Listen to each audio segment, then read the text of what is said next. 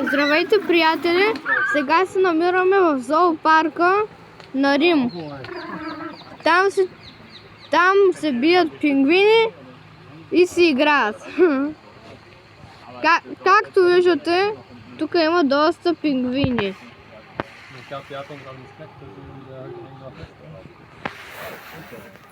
Тук сега ще видим и карта, където има пингвини отново.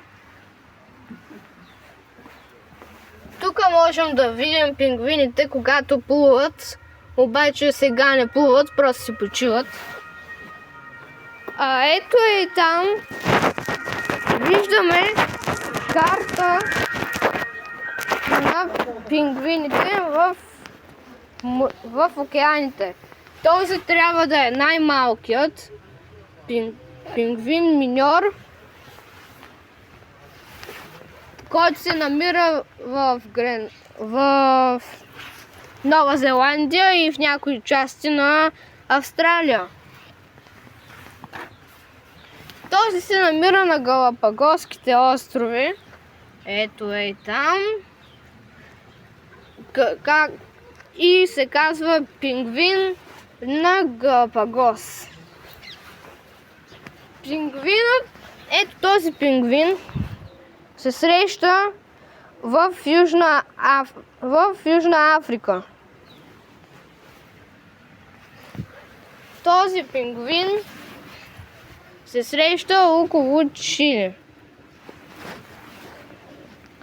Този пък се среща също около Чили, също така Аржентина, Уругвай и в някои части на Бразилия.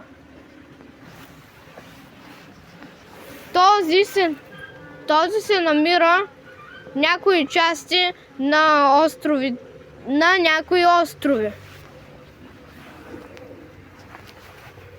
И този също така се намира в частите на острови.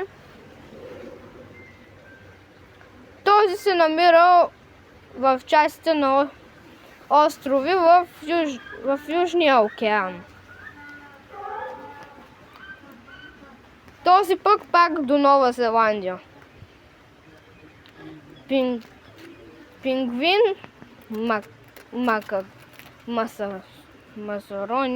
макарони. Пингвин макарони, много забавно име.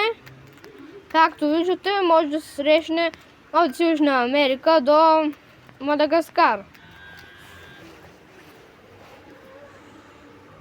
Този пингвин може да се срещне точно в пак Нова Зеландия. Този пингвин също около Нова Зеландия и Австралия. Почваме с малко по-големите пингвини. Пингвин, сложно му е името, пак около Нова Зеландия, този е около Антарктида. Малко е такъв, не знаете. Този също около някои части на Антарктида. Той се казва пингвинът на корала и пингвин Папуа. Той се намира от Аржентина до Австралия. Той е също от Аржентина до Австралия. Пингвин Ре. И този е императорския пингвин. Той среща в Антарктида. Тук можете да видите карта на пингвините.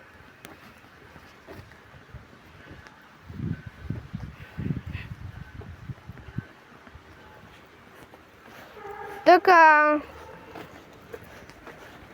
Ако искате да видите пингвини, сега ще ви го покажа. Само изчакайте и ще ги видите. Така, приятели, така завършва нашето видео. Пингвинът ви казва чао и до нови срещи!